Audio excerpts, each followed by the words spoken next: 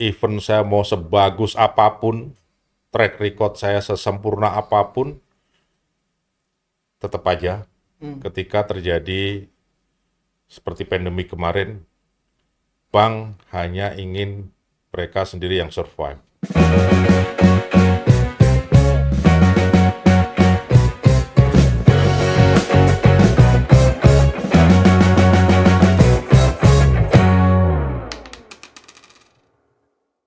Pertanyaan sama Pak Gung. Utang nyandu nggak Pak? Banget. Banget. Menarik. Kenapa tuh Pak Gung? Ya yang saya alamin contoh ya, ketika saya pinjam pertama kali ke bank itu, ya saya bilang nggak terlalu besar lah, itu jumlahnya ratusan, mungkin nggak nyampe 100 juta gitu. Oke. Waktu itu istri saya udah bilang, ya ini nanti 3 tahun kemudian lunas ya utangnya. Ya, misalnya. Ya kan itu rencana. Belum berjalan 1 tahun genap, itu utang menjadi 2 kali lipat. Kenapa? Karena ekspansinya jalan terus. Dan nafsu orang berkembang karena ada fasilitas dari bank ini kadang sulit dibendung. Karena ya itu tadi yang saya rasakan, sekarang misalnya saya beli 1 bus atau 1 kendaraan gitu kan, utang belum lunas merasa mampu. Wah ada peluang lagi nih, belilah lagi bus. Jadi utang yang pertama kan biasanya saya ambil 3 tahun ya tenornya, baru berjalan setahun udah nambah 1 bus lagi, gitu loh. Jadilah 2 bus kan. Ini berjalan nanti begitu utang tahun ketiga kredit yang pertama selesai, ambil utangnya nggak 1 lagi, langsung 2 atau 3. Itu terus. Jadi prakteknya namanya hutang bank itu saya nggak pernah turun. Selalu naik terus. Dan bank ketika performa kita bagus, yang ada belum saatnya udah ditawarin. Betul nggak Pak Chandra? Oh iya dong. Ditawarin. Kalau nggak ditawarin rugi Mas Dua. Gitu. Debitur bagus. Ini kalau saya kenal sama Pak Agung zaman dulu ya. Wah, hidup saya tentram kayaknya dulu itu. Dia dengan target ya maksudnya ya. Ya. Gampang banget ini Pak. Dikasihnya gampang dan bayarnya alhamdulillah gampang. Posisinya bagus banget ya. Jadi Bang Darling banget ya kalau posisi Pak Gung. Oh iya. Nyandu banget. Oke. Nah, terus udah gini. Tadi kita ngomongin usaha, kita ngomongin ternyata utang itu nyandu gitu ya. Berarti utang menjadi salah satu dari tanda kutip bank jadi salah satu solusi gitu bagi usaha gitu ya. Nah, kalau kita ngomong dari sudut pandang Pacan deh, kita jujur-jujuran aja deh Pacan gitu ya. Mungkin di satu sisi ketika Pacan berada di posisi sebagai profesional gitu ya, yang memang menyalurkan gitu ya, yang memang katanya di awal adalah kita adalah teman bisnis, solusi bisnis dan seterusnya begitu ya. Itu sebenarnya ada nggak sih Pacan? Memang kita menyalurkan pada saat itu. Nyalurin itu emang bukan karena emang ngebantuin, tapi emang ya ini emang nutup target doang gitu. Ya pasti ada ya, apalagi kita yang dikredit, kita pasti punya target. Ya. Nah, ini kadang juga membuat apa ya? Dampak ya, membuat dampak. Adanya target ya. Itu membuat dampak. Kita yang di dalamnya, yang melakukan aktivitas ini juga jadi ngaco mikirnya gitu loh. Salah satu penyebab kredit bermasalah, kalau tadi kan saya streaming, yang berikutnya adalah over finance. Kebesaran dikasih. Mas Giri, usaha sebagus apapun, bagus kayak apapun, tapi begitu dia dikasih kredit kebesaran, itu akan melebihi kapasitas kemampuan dia akhirnya. Satu. Yang kedua, karena kebesaran, akhirnya nggak perlu pun dia bikin tuh. Ini yang tadi saya bilang, ini nggak ada planning sebetulnya dia dengan dana itu. Dan itu banyak nggak di lapangan? Banyak. Karena kita orientasinya cuma ngelihat jumlah uang yang kita anggap ini uang tambahan gitu loh. Ya. Jadi kalau mau minjem ya, logiknya ya, itu memang sesuatu yang sudah direncanakan. Over finance itu bisa saja kan sesuatu yang tadi butuhnya 100, tiba-tiba bank ngasih 200. Oke. Berarti kalau diterima sama debiturnya, boleh nggak saya simpulkan, waktu yang 100, kalau dikasih 100 sudah ada planningnya sebetulnya. Tapi yang 100 berikutnya karena dikasihnya 200, itu nggak ada planning itu. Nah ini bisa jadi ini yang ngaco, ini nih yang tidak ada planning ini loh sebetulnya. Ya, jadi buat gampangnya, perlunya 100 dikasih 300. 100 dengan planning, 200 nggak pakai planning tuh. Ya akhirnya amburadul sendiri gitu loh. Kacau sendiri ya. Ini kita masih ngomong logik ya. Betul. Logik secara profesional, ya kebanyakan kesalahan-kesalahan tuh di situ. Kadang gini deh, debitur itu zaman dulu ya banyak KTA. KTA itu suka kadang-kadang suka nelpon itu kan nodong dia. Pak Chandra, ini Bapak dapat kehormatan dari bank kami. Iya. Ya. Ini kita menawarkan KTA, teleponnya bisa sampai 1 miliar Pak. Gitu. Iya. Iya. Mas Giri, kalau debitur yang ngitung atau calon debitur yang ngitung, Iya. Pak gimana? Bapak setuju nggak? Kalau setuju, ini kita proses, ya prosesnya hanya sekian, data yang Bapak ini kan sekian. Nanti kalau setuju kita langsung kirimkan ke rekening kan gitu kan? Iya. Itu kalau debitur yang mikir. Waktu dibilangin, Pak ini sampai 1 miliar. Harusnya dia ngitung kan Pak? Iya. Saya mampu nggak bayar 1 miliar itu gitu kan? Cicilannya. Betul kan? Iya. Tapi kan sebagian besar orang nggak mikir mampu bayarnya. Dia mikir Nominal nanti besar, ya. uang itu dia mau pakai apa kan gitu Pak? Iya. Ya, Wah, ya. kalau ada uang 1 miliar saya mau pakai apa? Malah ke situ gitu loh. Tapi dia lupa menghitung kalau itu diberikan ke saya mampu apa tidak. Iya. Yang ada dia belanja dulu tuh. Ntar kalau 1 miliar ini ada, saya mau pakai untuk apa ya? Bayangkan ini baru ditelepon dia udah belanja, itu kan nggak ada planning berarti Pak. Iya, betul. Ya pantas akhirnya memang udah jadi rusak kalau seperti itu. Oke. Iya. Berarti memang ya wajar ya. Jadi ketika di awal mungkin bilangnya ya kita ngebantu, kita mitra dan segala macam, tapi karena ada tadi over target tadi, gimana caranya bank itu mengeluarkan uang dengan lebih besar agar target tercapai sehingga terjadi over finance. Ya kalau secara umum begitu, Oke. tapi kalau secara khusus saya bisa bilang tidak wajar. Oke. Nah, kita geser nih Pak Agung. Terjadi nggak Pak Agung over finance? Kebetulan kalau saya selama dari awal berusaha, banyaknya berhubungan dengan bank-bank swasta ya. Oke. Jadi tidak dengan. Saya memperhatikan bank swasta lebih punya tingkat kehati-hatian yang tinggi. Jadi faktor risiko sangat mereka perhatikan. Untuk saya sendiri, saya tidak pernah melihat awal-awal ya, dulu tidak pernah melihat indikasi bahwa mereka jor-joran terus setengahnya mengumbar gitu ya, fasilitas kredit itu tidak. Tetapi betul setelah saya menjadi lebih besar, itu terjadi. Jadi permohonan berapa, misalnya 10, dikasihnya 15 gitu loh. Jadi didorong lah untuk mengambil lebih banyak gitu loh. Ya itu mungkin karena juga track record saya gitu loh, bahwa saya tidak pernah mengalami kegagalan bayar. Sehingga mereka senang mungkin ya Pak Chandra ya, dapat target yang lebih banyak, lebih besar. Itu yang terjadi. Saya nggak tahu, nggak bisa komen kalau untuk bank pemerintah ya. Tapi yang dari saya yang dengar, sepertinya bank pemerintah lebih mudah, lebih tidak. Kalau bank swasta itu saklek sekali ya, straight. Jadi pemeriksaannya benar-benar berjalan ya. Itu yang saya rasakan.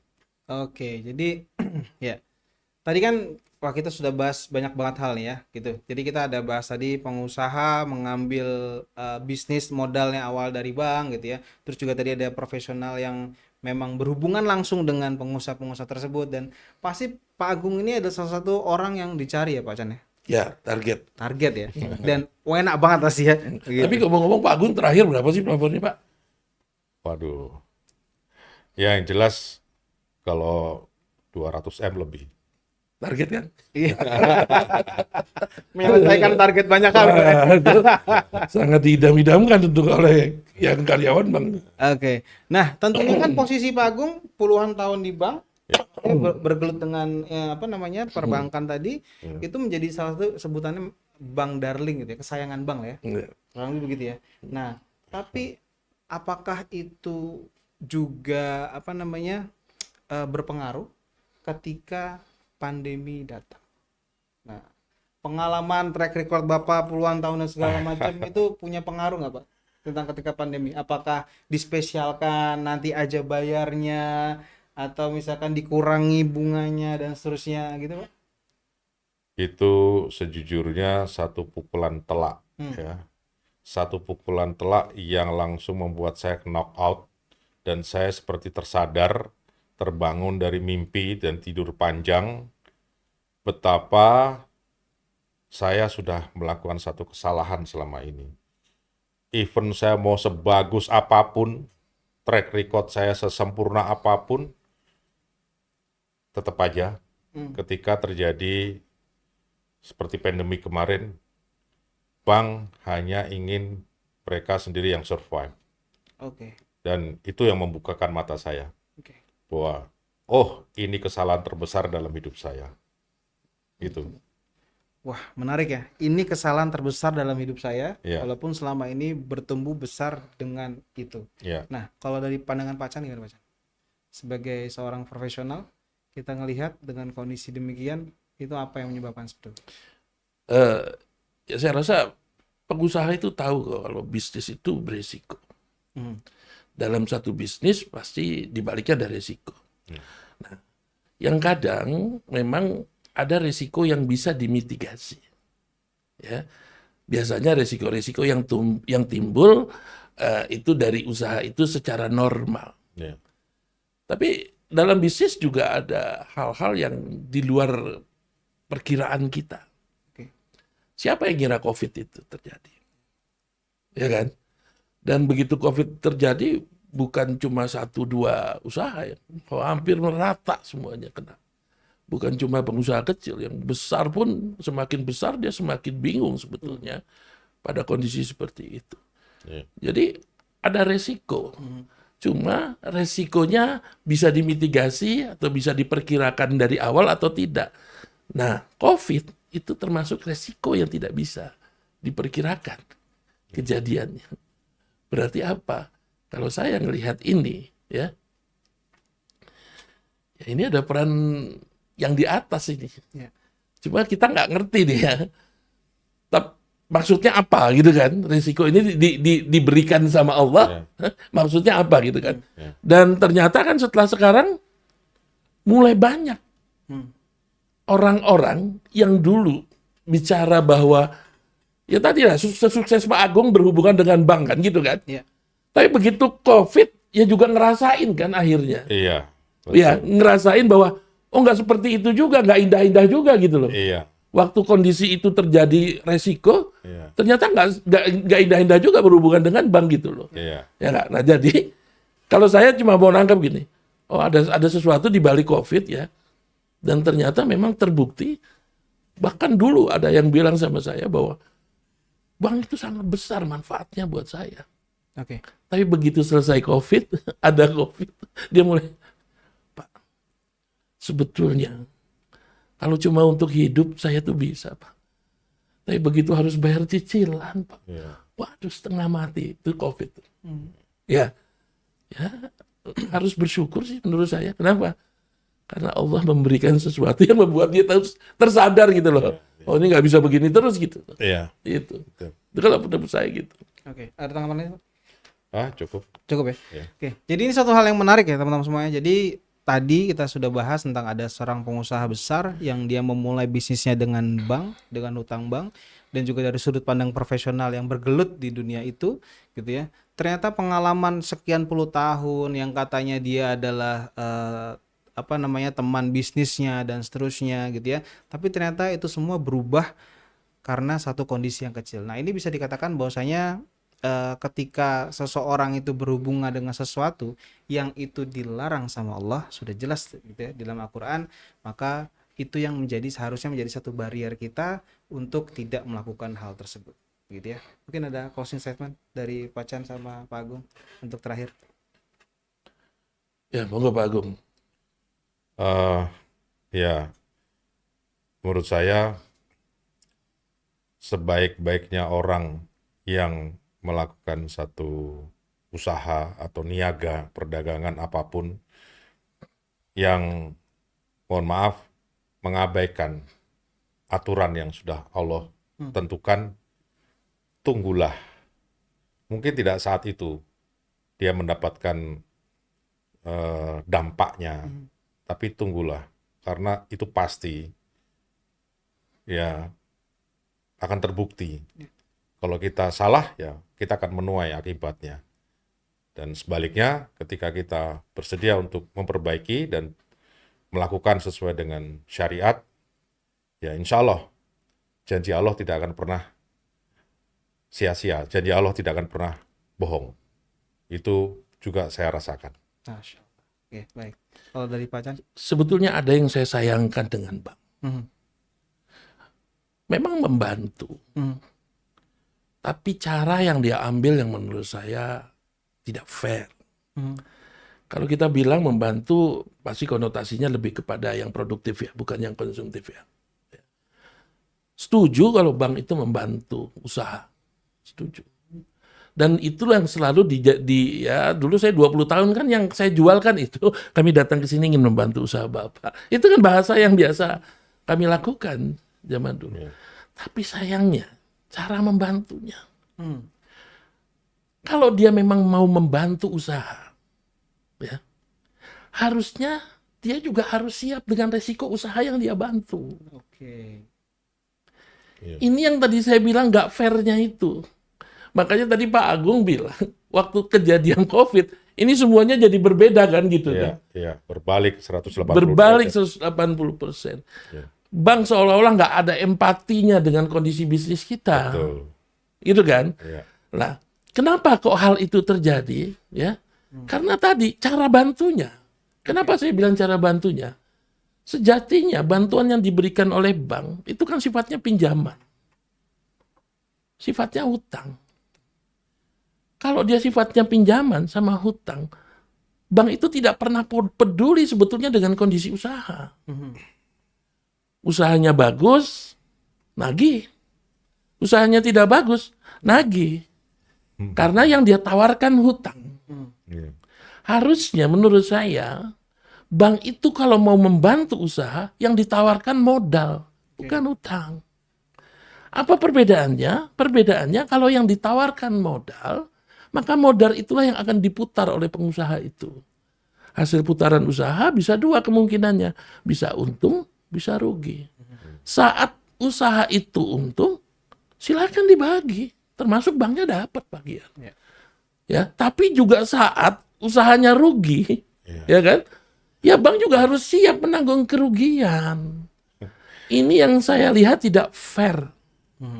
Dia selalu mengkampanyekan membantu usaha, tapi sejatinya dia tidak siap untuk menerima resiko rugi gitu loh. Ini. Jadi kalau saya mau mengkritisi, sekali-sekali pikirkan bantu usaha itu modal, bukan ngutangin, bukan pinjamin. Berilah dia modal.